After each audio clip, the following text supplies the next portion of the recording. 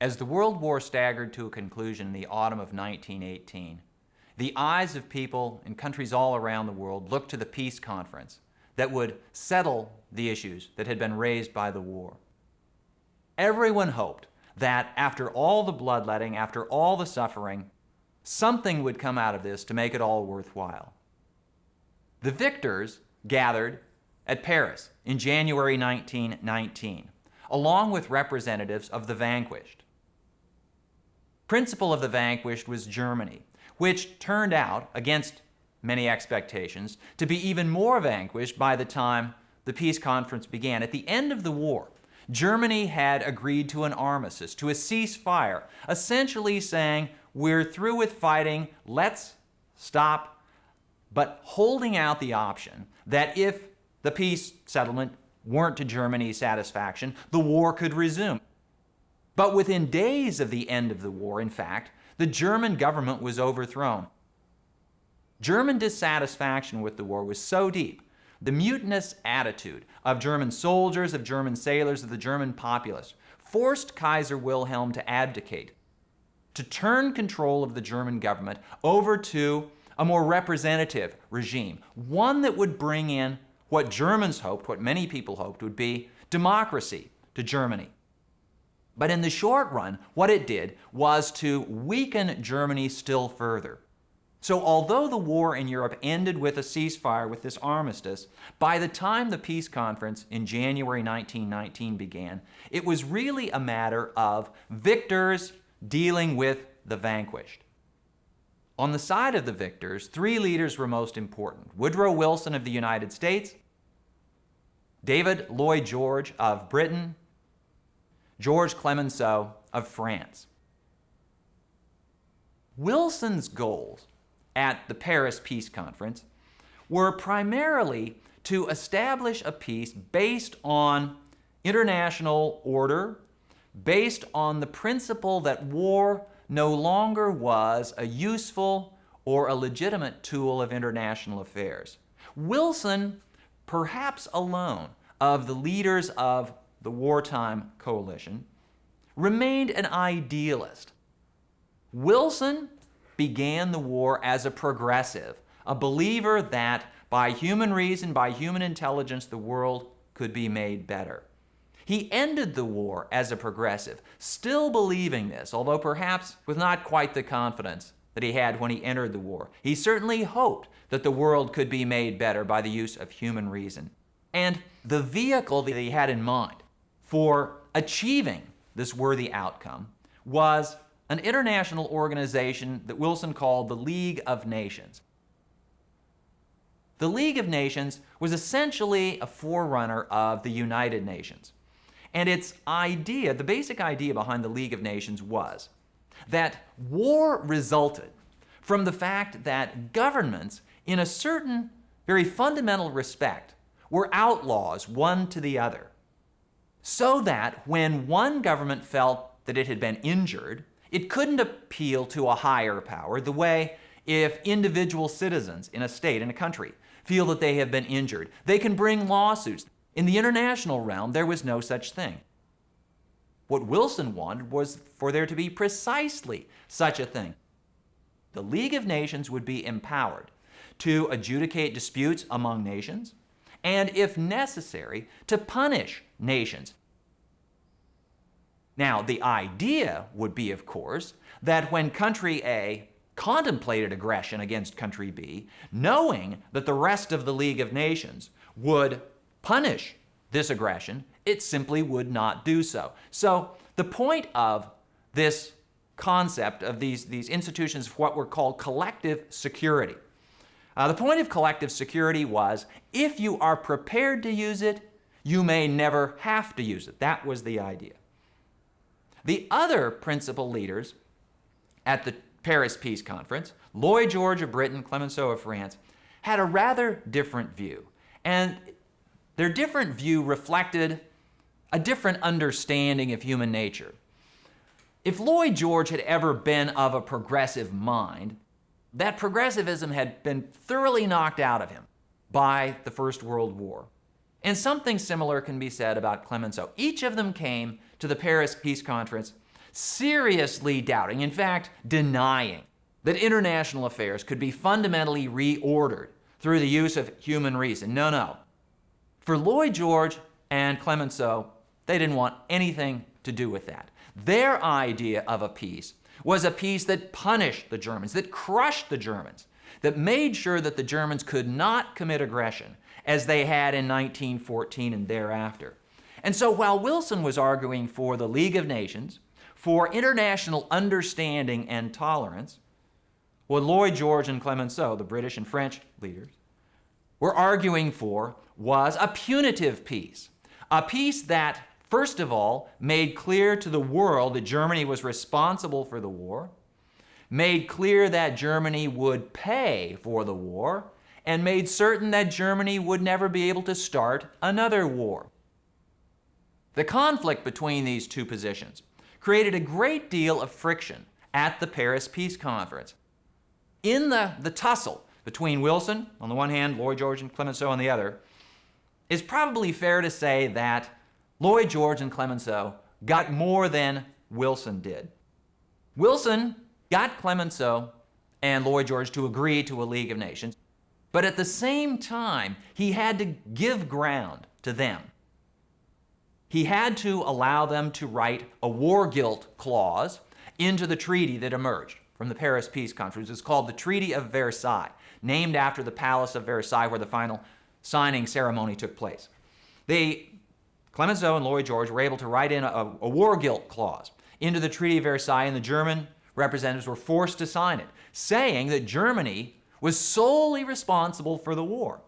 Now, to a certain extent, this was simply political theater, but it was more than that in actuality, because by accepting responsibility for starting the war, Germany gave a moral IOU, so to speak, to the other countries that would be cashed as soon as possible. What the Germans were also required to agree to was a very large reparations bill. The war had cost lots of money. There had been property destroyed in France. No property destroyed directly in Britain, but there had been lives destroyed. Lives were lost. There were lives that were shattered on the part of soldiers who had been maimed, who would spend the rest of their lives without a leg, without an arm, who would be a burden to their own countries, their own governments. The Germans were forced to take upon themselves responsibility for paying these costs, which would go on for decades, at least as long as the lives of the war veterans.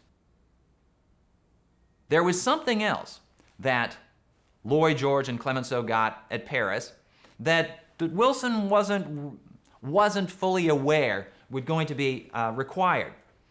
Wilson took the position, coming into the peace conference, that the empires that had been involved in the war, and each of the countries had its empire. There was a British Empire, a French Empire, a German Empire. There was a Russian Empire, there was an Austrian Empire. That empires, at least the defeated empires, should be divided up on the basis of self-determination. Now, this was roughly the equivalent in the international realm of democracy in the domestic realm. The idea is that people should govern themselves. And so, therefore, when the Empire of Austria-Hungary was divided up, the division should be based on the will of the peoples involved, so that Czechs should be able to live with Czechs, and Bulgarians should be able to live with Bulgarians, and Serbs should live with Serbs, and so on. And people should be grouped according to their particular national desires. In other parts of the world, however, the redrawing of boundaries was nowhere near so clean-cut, and it was nowhere near so cognizant of the wishes of the inhabitants. Probably in no area of the world was this more important, both then and for the future, as in the Middle East. The principal ally of Germany and Austria-Hungary was the Ottoman Empire. And at the beginning of World War I, the Ottomans controlled most of what is now considered the Middle East. At the end of World War I, the Ottomans were on the losing side, and their territories were up for grabs. Of particular interest to Britain and France was the stretch of the Middle East that ran from the Mediterranean to the Persian Gulf.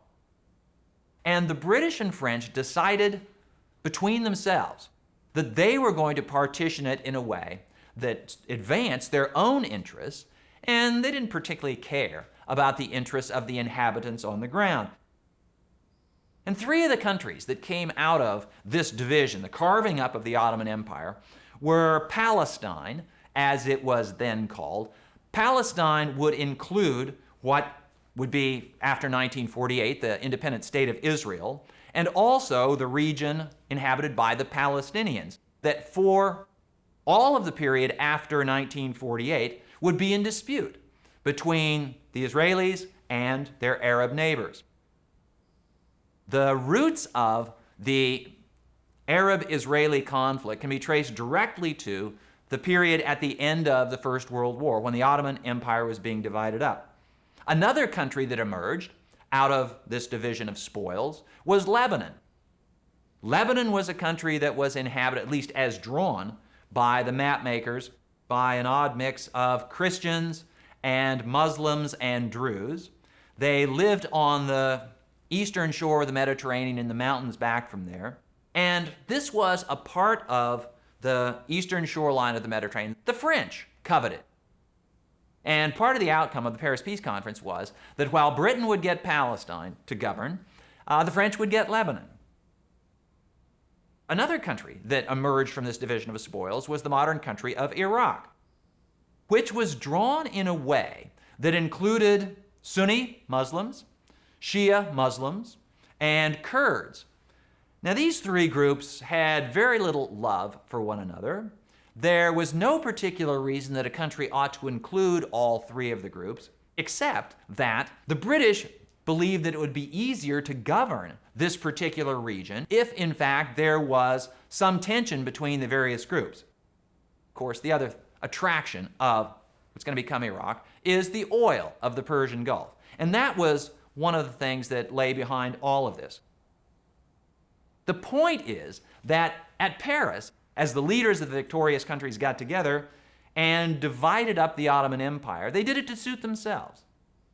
They did not do it to suit the interests of the inhabitants on the ground, but in doing so, they suited their own short-term interests and left the seeds for long-term strife.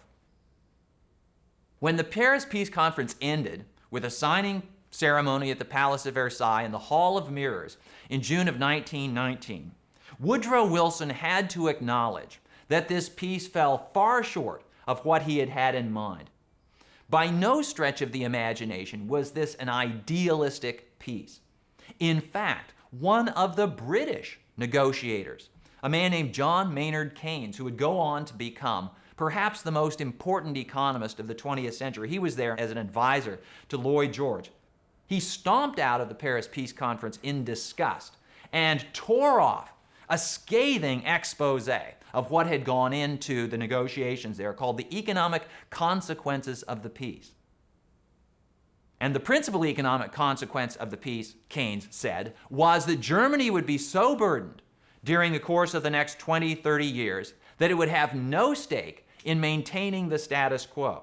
Germany would have every reason to try to overturn the peace that ostensibly had been established at Paris. The irony of it for Woodrow Wilson and for the United States, and in some ways for the world, was that Wilson, in accepting what Lloyd George and Clemenceau wanted on these various other issues, did so for the purpose of getting their acquiescence in the League of Nations. The irony was that when he brought the League of Nations home, when he brought the Treaty of Versailles home and presented it to the U.S. Senate, his opponents in the U.S. Senate balked. Many of them shared Lloyd George's and Clemenceau's skepticism regarding any kind of idealistic peace. They thought that the only way of preventing another war was being strong enough to keep Germany in line, to crush Germany so it could never rise again. And then there was something else that was involved in the American skepticism regarding the League of Nations. And that was the idea of, well, what would be called American isolationism. For much of its history, the United States had remained aloof from world affairs, especially from European affairs, in the belief that the Europeans were always bound to get into trouble, and their troubles had nothing to do with the United States, and therefore the United States ought to steer clear. This was the attitude that informed Wilson's initial response to the outbreak of war in Europe in 1914, when he declared neutrality. And it was with some hesitation, great reluctance, that many Americans followed Wilson into the war in 1917. By the end of the Paris Peace Conference of 1919, they said the United States ought to have no responsibility for this, ought to have nothing to do with the peace, ought to have nothing to do with the League of Nations, which will simply drag the United States into future wars. The opposition was sufficient that Wilson felt that he had to go out on campaign to support it. This in the days before mass communication. There was no radio, there was no television. A president couldn't sit in the White House in the Oval Office and address the nation. If he wanted to address the nation, he had to go see the nation. Wilson embarked on an exhausting railroad journey around the United States, speaking in dozens of cities and towns, and pointing out his view of what the League of Nations meant, what failure of the United States to join the League of Nations would portend. He seemed to be making progress when, in Pueblo, Colorado, in September 1919, he was felled by a stroke that forced him to give up his responsibilities. He remained president, but he could no longer function as president. He could no longer manage the affairs of the presidency. In fact, the American people had no idea of the extent of Wilson's disability. Wilson's wife, Wilson's physician, Wilson's personal secretary maintained a conspiracy of silence surrounding the president. And so for the rest of his presidency, Wilson was essentially incapacitated. And amid his incapacity, the opponents of the League of Nations managed to get the Senate to reject the Treaty of Versailles. The United States did not join the League of Nations. The United States, in essence, turned its back on responsibility for world affairs. What this represented for many Americans was the degree of disillusionment that the war had created in the United States. Through the 1920s and much of the 1930s, Americans simply wanted to have nothing to do with the world, wanted to have nothing to do with responsibility for the world the war had made. This attitude of disillusionment was hardly confined to the United States. In fact, it was a common theme of European life, European political life, European public life, the artistic and literary life of Europe. During the 1920s, the leaders of European literature, art, reflected this notion that the world had all gone to hell. One of the most conspicuous converts to this view was William Butler Yeats, who was the poet laureate of Ireland.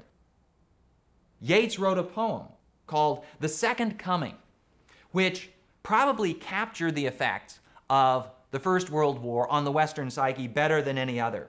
The key line is, "Things fall apart. The center cannot hold.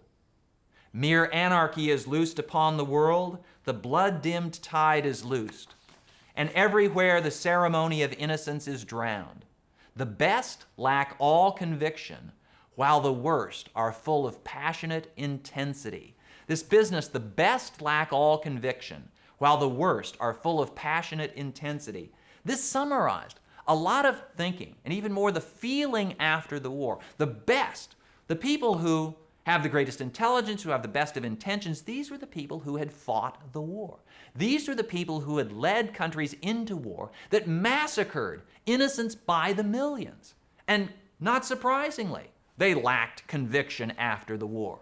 As for the worst, well, they're full of this passionate intensity. And one of the themes of the post-war period, the post-war couple of decades, would be the playing out of this passionate intensity on the part of the worst.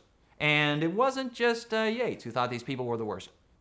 T.S. Eliot. T.S. Eliot was an American from Missouri who had often felt that he was an outsider. Now, this isn't too surprising. Poets and artists often feel that way. But feeling that way, Eliot decided to leave the United States and head for Europe. And while he was in London, he wrote a poem that, at least in its title, kind of captured the mood of the post-war period, not simply among artists, not simply among poets, but among an entire generation. The title of the poem was "The Wasteland." It contrasts the period before the war with the desolation of the present. The upshot of all of this was that artists, more or less, checked out of responsibility for public affairs. They declared that the public life was something with which intelligent individuals, sensitive individuals, ought to have nothing to do. Now, this in contrast to the period certainly before the war, where human intelligence, human reason was supposed to be applied precisely to the solution of public problems. But the war had so disillusioned this generation that the only result, the only response of intelligent, sensitive people, according to folks like Yeats and Eliot, was to separate oneself. The world was a wasteland, as Eliot put it. The center cannot hold, in Yeats's version.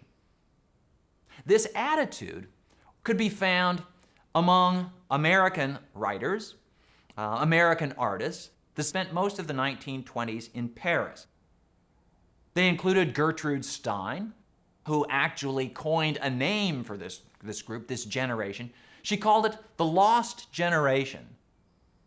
And it was a generation that was lost in part geographically. These Americans who couldn't stand to live in their own country, who had to remove to a foreign country, to Paris, and who found themselves somewhat lost there. It also referred to the fact that this generation had lost its innocence, or at least had lost its illusions.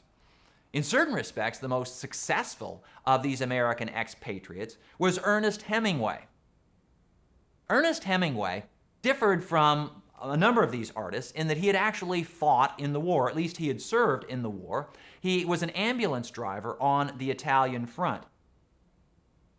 He had been wounded in the war, and so he had a certain kind of standing in talking about the war that those artists, those writers who hadn't been involved in the war lacked. And so when Hemingway wrote a book, one of his most famous books during the period was A Farewell to Arms, it was his way of saying that, yeah, the war might have been a test of personal courage, but in the end it accomplishes nothing. And so the upshot was precisely what Yeats and Eliot, the others, had implied, that we need to turn our back on arms, we need to turn our back on public affairs and deal with private matters. During this same period, another group of Americans had gathered in a rather different city. I'm speaking of the community of Harlem in New York City. And this particular community was inhabited largely in the 1920s by African Americans. The war the First World War, had had a very significant impact on the black community in the United States. Until the beginning of the war, African Americans lived overwhelmingly in the South, in the states of the former Confederacy. And they were by and large farmers, people who lived in the countryside. This was in part because that was their background as slaves, in part because various influences discouraged them from leaving the South. In particular, a continuing racist attitude on the part of many people in the North as well as in the South. But during the war, as the American war effort geared up and American factories churned out equipment for the war at top speed, and as hundreds of thousands and then millions of Americans went overseas, there was a great demand for labor. And so for the first time in what came to be called the Great Migration, African Americans moved out of the South in large numbers, settling in the industrial cities of the North. In the North, they met racial discrimination, racial hostility that was of a different nature than they had encountered in the South. One of the results was race riots. There was a very bitter race riot in Chicago in 1919 that claimed over 300 casualties. But at the same time, African Americans, blacks who moved from the South to the North, created new urban communities. And the most flourishing and the most celebrated, in some ways the most notorious of these, was in Harlem. Harlem during the 1920s experienced something that was known at the time and has been known afterwards as the Harlem Renaissance. It was almost a birth of black artistic expression. But it was in music more than any other of the arts that Harlem became known. And the music that Harlem was best known for was jazz. Jazz in Harlem in the 1920s attracted the interest of people from all over the country. The leading light of Harlem jazz, the Harlem Renaissance, was Duke Ellington, who became one of the most famous musicians in the United States during this era.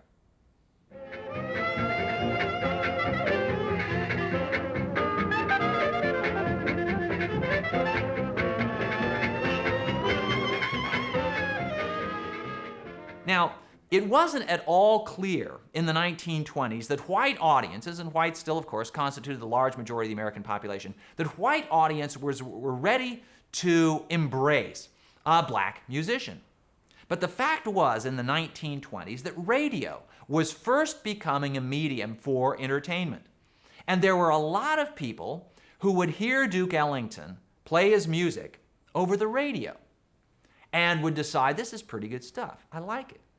And only after they became hooked on Ellington's style would they discover that he was black, by which time they would have become fans.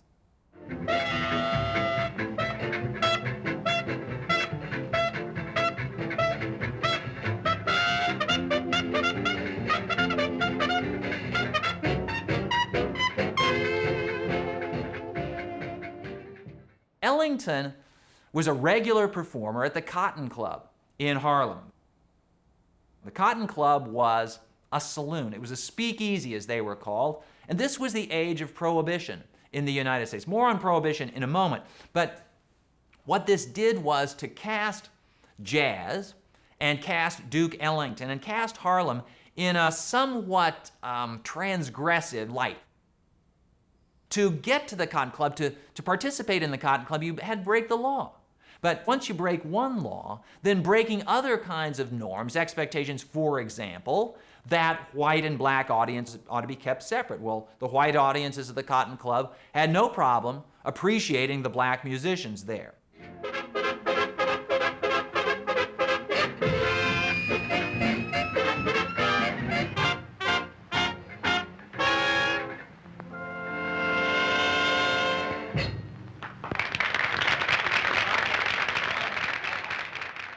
All of this put Duke Ellington and put African American artists, musicians in particular, on the map of American culture in a way they hadn't been before. This was one of those unexpected, unintended outcomes of the war and the decade afterward. There were other outcomes of the war that were perhaps equally unexpected. One of the things about the war was how it had shattered expectations and how it had demonstrated, apparently, the bankruptcy of the progressive notion that humans are basically reasonable creatures and that they will behave, if we appeal to their reason, they will behave in good ways. What the war seemed to demonstrate was that humans were fundamentally irrational. There seemed to be no better explanation than that the war was the result of human emotion. It certainly wasn't reason. No one could reason to the kind of ghastly carnage that the war produced. So there must be something going on. There's something we didn't realize, something we didn't fully appreciate. And no one spoke to this, shall we say, the fundamental irrationality of human nature more powerfully than Sigmund Freud. Freud had developed his theories of personality development in the early part of the 20th century and become quite famous for it. But it was really after the war, in the 1920s, that almost a cult of Freud developed. Freud published a book in 1923 called The Ego and the Id. This was the comprehensive theory, Freud's comprehensive theory of personality development. And one of the things that he really stressed was the important role of the irrational in making people do what they do. Now, Freud was talking primarily about individuals and what motivates individuals. But it was very easy to extrapolate from Freud's assessment of individual personalities to the behavior of nations. And there seemed to be prima facie evidence, that is the war, that nations behaved in irrational ways. Now, one could have left it at that, but people took it a little bit farther, because one thing that always happens after wars, at least generally happens after wars, is that people are looking for a kind of release. Wars involve great effort on behalf of high goals. And sometimes you achieve them, sometimes you don't. But even if you do, especially if you don't, there's a reaction. Okay, we spent years trying to save the world. Now let's look to ourselves. And so people in the United States, people in Europe, having tried to save the world in the war, and quite clearly, at least apparently by the early part of the 1920s, having failed to save the world, began to look to themselves. They began to look for permission to be hedonistic, to be self-centered, to do whatever they wanted. And Freud, in a certain sense, gave them permission, because after all, if humans are fundamentally irrational, if we're driven by our id and our ego, then who's to say that we ought to do any better? In another area, scientific knowledge was co-opted in the use of, call it a self-centered interpretation of the world. In fact, one of the things to think about when you're considering the 1920s is it's a focus on the individual and what gives the individual satisfaction. That's what people were looking for in the United States. That's where people were looking across Europe. Albert Einstein, improbably, was drawn into this debate. Well, not directly. Einstein was a physicist. What do physicists know about this sort of thing? But interestingly, not quite coincidentally, Einstein's theory of relativity, the special theory of relativity, was confirmed by a test that occurred right at the end of the war. And what it demonstrated was, yes, indeed, Einstein was right. Newton was wrong, Einstein was right. Well, what did this mean? It meant that, well, the theory of relativity was correct, which in the dumbed down version that was popularized, it meant that everything was relative. Einstein was talking about observations of the physical universe. But if it works for the physical universe, why might it not work for the moral universe? It was very easy to say, very tempting to say, after the war, that there were no moral absolutes after all. The war seemed to have blasted moral absolutes right out of the water. And all that was left was, well, this relativity, which meant that people could make up their own rules. And they could decide for themselves what is right and wrong. They didn't have to listen to religious authorities. They didn't have to listen to government authorities. It gave people permission to do more or less what they wanted. Other scientists as well were drawn into this web of disillusionment after the war. Now, I should add here that the flip side of disillusionment was disillusionment with particular old values. At the same time, among many people, there's a desire, there's a need for finding new values, new verities to replace the old ones. Charles Darwin was drawn into this debate in a couple of ways.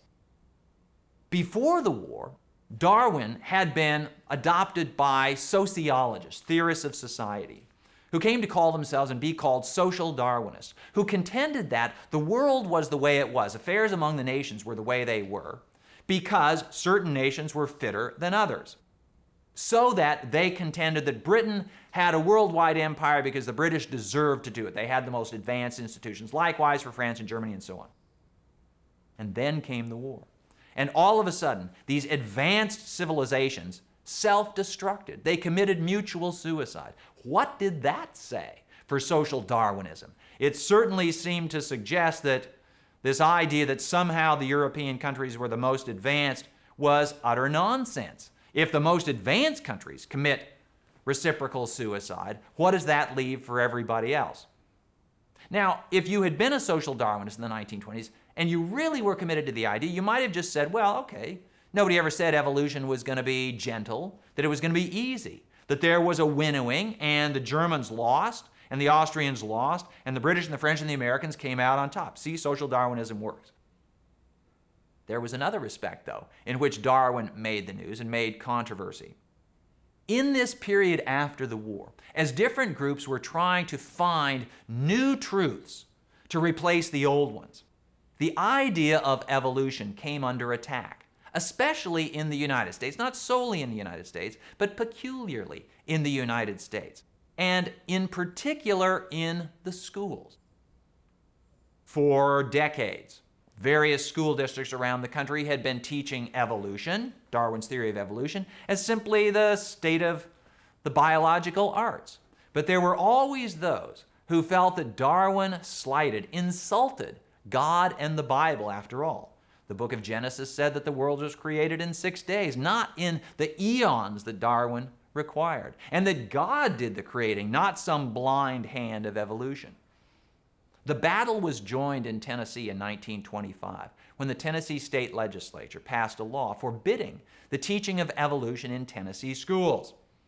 Various people thought that this was an illegitimate intrusion of religion into the public sector. The American Civil Liberties Union sponsored a test of the law, encouraged a young man, a young biology teacher named John Scopes, to teach evolution in the school in Dayton, Tennessee. Scopes taught evolution. He was prosecuted for violating the Tennessee law. The case came to trial in the summer of 1925. It was the most celebrated, the most notorious, the most circus-like prosecution of the day. Reporters came from all over the country. Reporters came from all over the world. It was world news. The trial featured in this momentous standoff, squaring off, William Jennings Bryan, three-time Democratic nominee for president, lost all 3 times, former Secretary of State, congressman, one of the great speakers of American political history, and a self-professed expert on the Bible.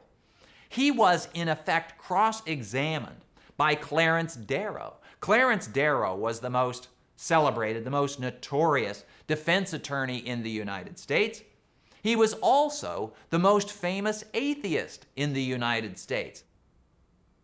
And when Darrow put Bryan on the stand and cross-examined him, he was able to tie Bryan in knots, making Bryan look foolish in the eyes of much of the world, but not so foolish in the eyes of those people who really did want to believe that the Bible was the authority on the creation of man and other species, and not Charles Darwin. When the verdict came in, Scopes was convicted, as everyone expected. Bryan's view was much more popular among the Tennessee people and among the jury there. As it happened, the conviction was overturned on a technicality, but the general feeling, the general opinion at large was that it may have been a technical victory for the prosecution and the advocates of the Genesis view of creation, but it was a moral victory for science, for Darwin, for a more enlightened, scientific view of the world. It turned out that the battle between the evolutionists, the believers in evolution, and those people who adhered to the Bible was hardly over. It would go on for decades into the future. But it did demonstrate that there was this underlying feeling of inconsistency, of contradiction, of a clash between the old values and the new values. And it became very clear that this battle, which started intellectual, had become a cultural battle. There was another battleground on which this took place, also in the United States, and that was over the issue of the consumption of alcohol. The 1920s and early 1930s were the era of prohibition in the United States. Prohibition had been advocated by reformers for decades. But it was only at the end of the First World War that the prohibitionists were able to get Congress to approve and then the states to ratify the 18th Amendment to the Constitution, which allowed for the banning of the distribution of alcohol. The 1920s were a dry decade in the United States, at least dry in law. In fact, there was a great deal of consumption of alcohol that was going on in the 1920s, especially in the cities, where support for prohibition had never been strong and was less strong than ever during the 1920s. Prohibition was primarily a position supported by rural folks in the United States, by the mostly rural states, by those people who were clinging to traditional values. Folks in the cities simply believed that somebody was trying to tell them what to do. Since they didn't think that drinking booze was a moral question, they felt no moral compunction about violating the law. And they did so with something approaching abandon. The speakeasy, like the Cotton Club, but there were hundreds like that, opened in New York and other cities. Everyone knew where they were. Now you might ask, why were they not closed? These were illegal. Well, what happens in a case like this, when a law is broadly unpopular, the police and the law enforcement officials have great difficulty, especially since they answer to voters, enforcing unpopular laws. And so police started looking the other way, often being bribed a little bit to do so. Gradually, and then rapidly, police departments in most big cities became corrupted. The delivery of alcohol to all of these thirsty drinkers became a big business, an illicit business for the first time. In fact, prohibition had the paradoxical effect not of reducing consumption of booze, at least not in cities. It did in the countryside at large, but it had the effect of almost legitimizing, but certainly increasing the incidence of organized crime. One of the most famous and certainly the most notorious figures in the United States, in Chicago in particular in the 1920s, was Al Capone, Scarface Capone, who rose to the top of organized crime in Chicago, primarily by delivering what all those thirsty Chicagoans wanted to drink. It was one of the odd outcomes of Prohibition, one of the strange consequences of this clash of cultures that developed in the United States in the wake of the First World War. Al Capone enforced his business practices by means of the use of thugs who would murder people, who would beat people up. But thugs weren't a monopoly in Chicago or of the United States at all. In fact, in much of the world, thuggery was creeping into politics. In Italy, for example, Italy was the country that perhaps more than any other was disillusioned, was embittered by the outcome of the war. Italy had joined the Allies in 1915 and expected to be in on the spoils of victory. The Italian government, in preparation for the Paris Peace Conference, had led the Italian people to believe that they were going to receive recompense, that they were going to be paid for their sacrifices. But the Italians came away largely empty-handed. The government was discredited and began to lose its grip on the Italian people. The Italian economy spun out of control, violence broke out in the streets, politics became an armed brawl. And out of this armed brawl, one group and one individual gradually rose to the top. Benito Mussolini was a blacksmith's son. He had been a socialist. He had fought in the war. He had been mildly wounded, but not so much to be disabled. But as a result of this, he gained credibility among other veterans who in Italy and in Germany and other European countries formed a very large and important faction. Many of them were gravely disillusioned. They had put their lives on the line. Many of them had lost limbs, eyes, and so on. And the government seemed to ignore them, didn't provide them the support that they wanted. Mussolini gathered a group of veterans into a band that eventually called themselves fascists. It's from the Italian word for a bundle of sticks, and these fascists all stuck together like this bundle of sticks. The most notorious of the fascists were called black shirts.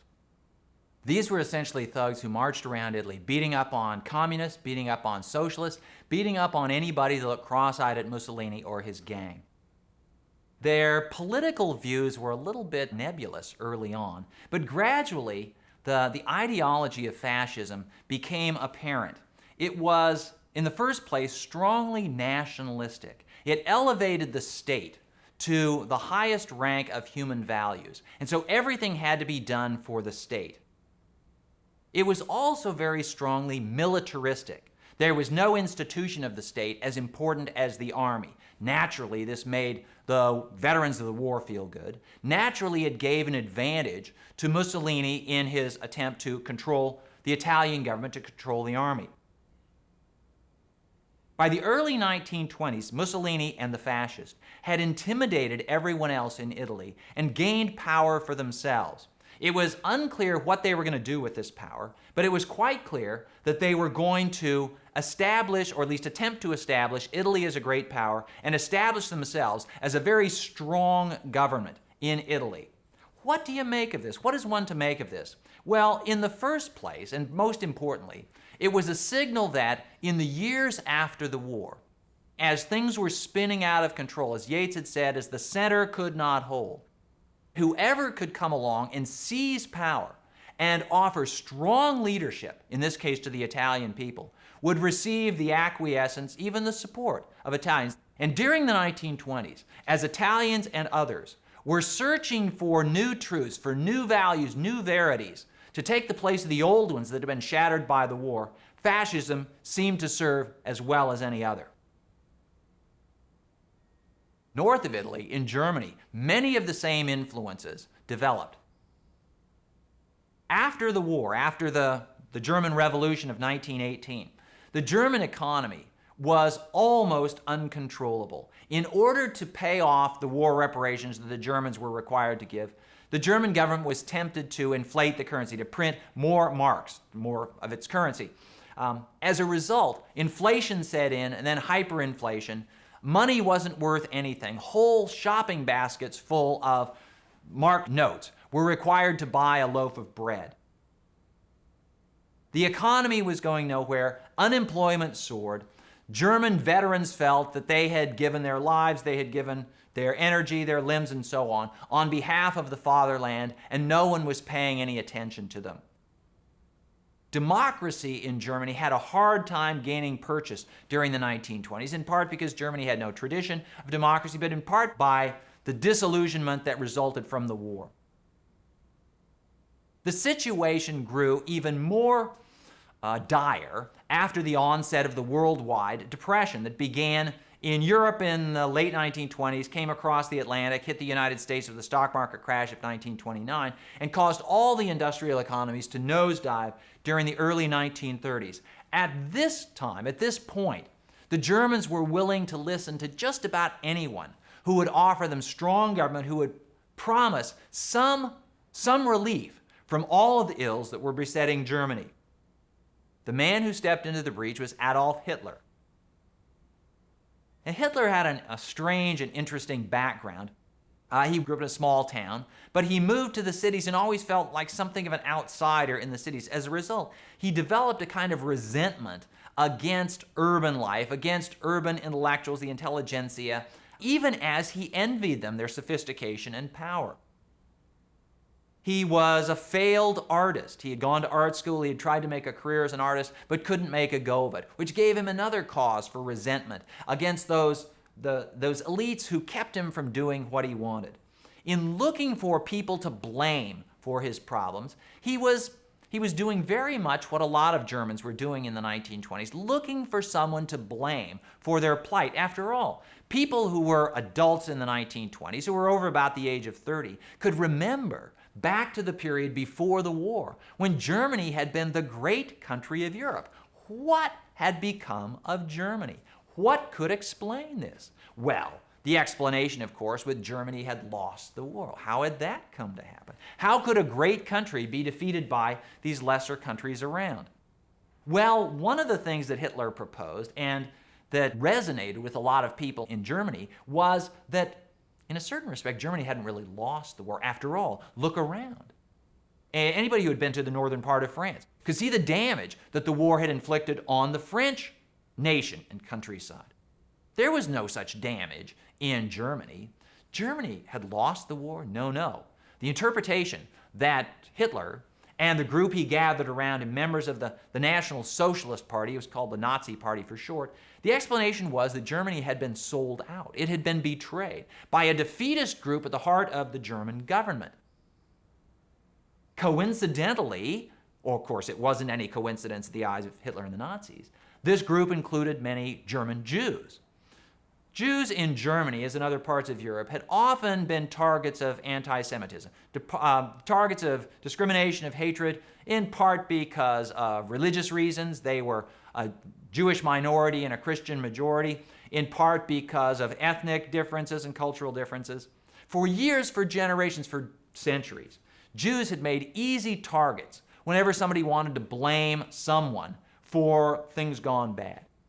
And during the 1920s, it was easy for Hitler and the Nazis to blame the Jews who had been high in the German government during the war, for the betrayal of the fatherland. That explained Germany's defeat. That explained why Germany had been brought low, not because there was something intrinsically wrong with the German people.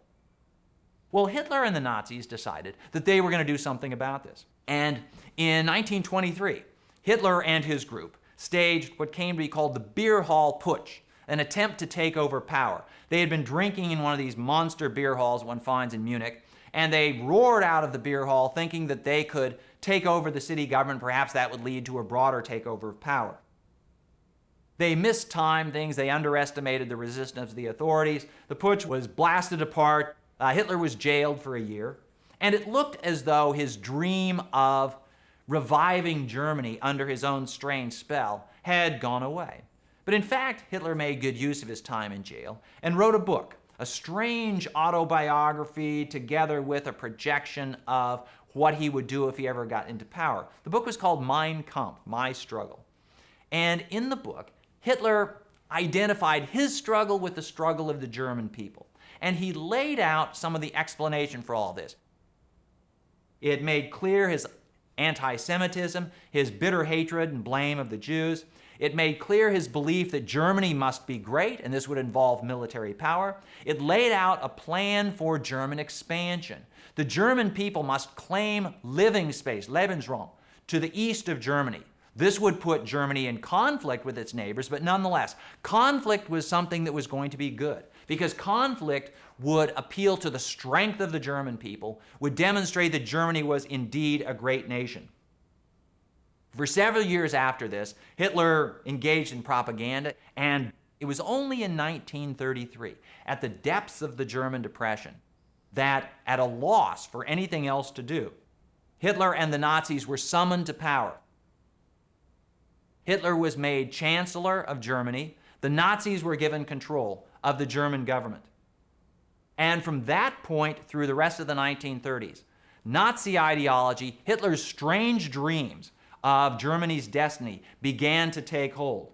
And Germany, Hitler, and the Nazis began to rectify, as they saw it, the excesses of the Treaty of Versailles and to claim for Germany a place in the hierarchy of Europe, and indeed in the hierarchy of the world. At the same time that Hitler was rising to power in Germany, that Mussolini was consolidating power in Italy, a third dictator was coming to power. This was Stalin, Joseph Stalin, in Russia.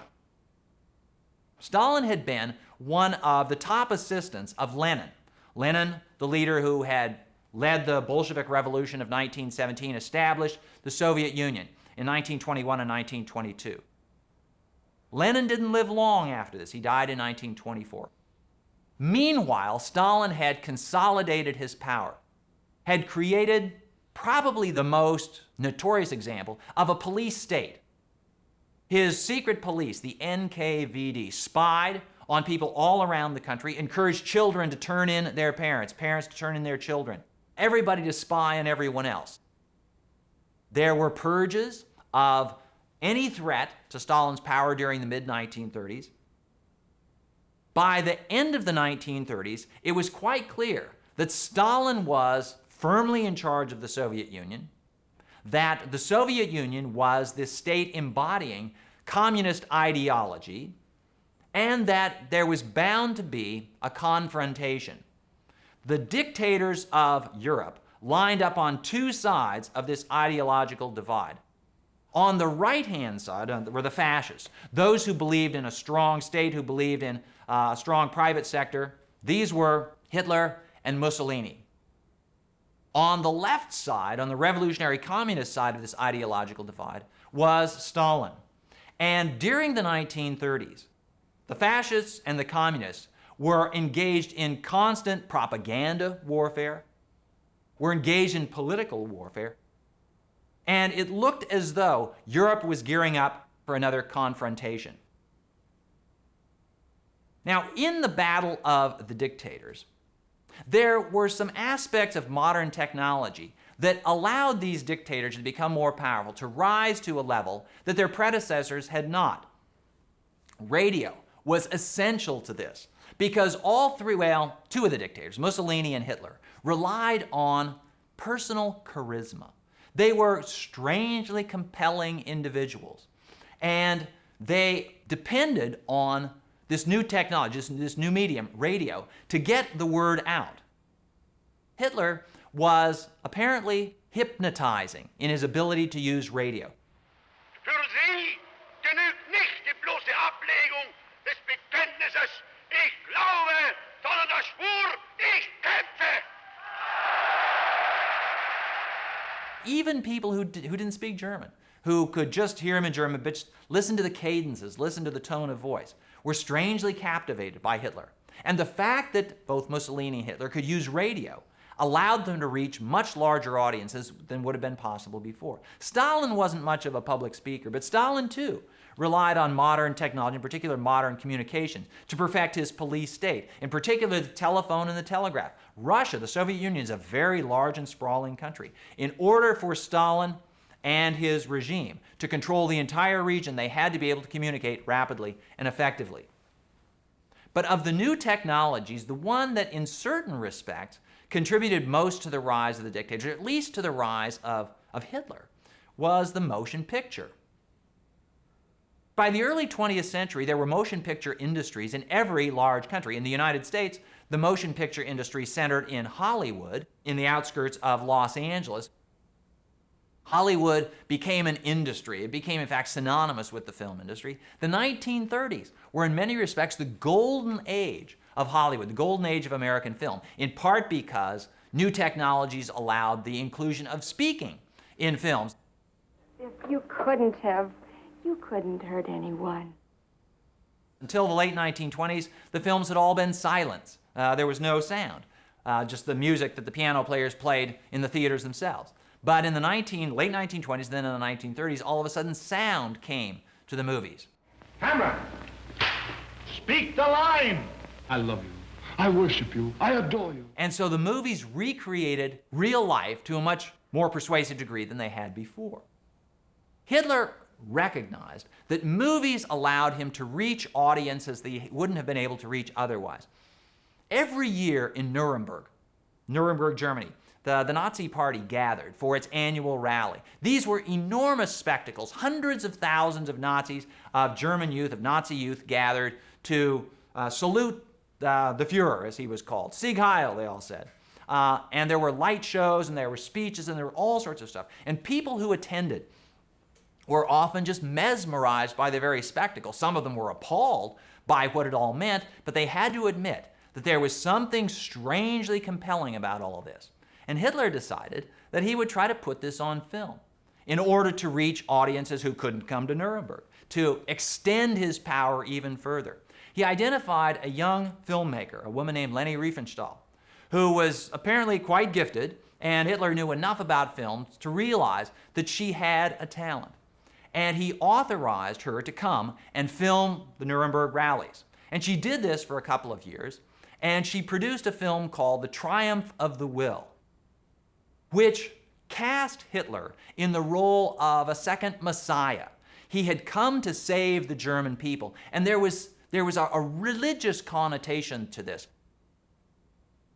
There was the millenarian connotation to all of this. It seemed to indicate that when Hitler spoke of his Third Reich, the German Empire, as the 1,000-year Reich, well, there it was on film to indicate that everything that Hitler said was true. So sei denn unser Gelöbnis an diesem Abend, in jeder Stunde, an jedem Tag, nur zu denken an Deutschland, an Volk und an Reich, an unsere deutsche Nation Unser deutsches Volk Sieg heil! Sieg heil! Sieg heil!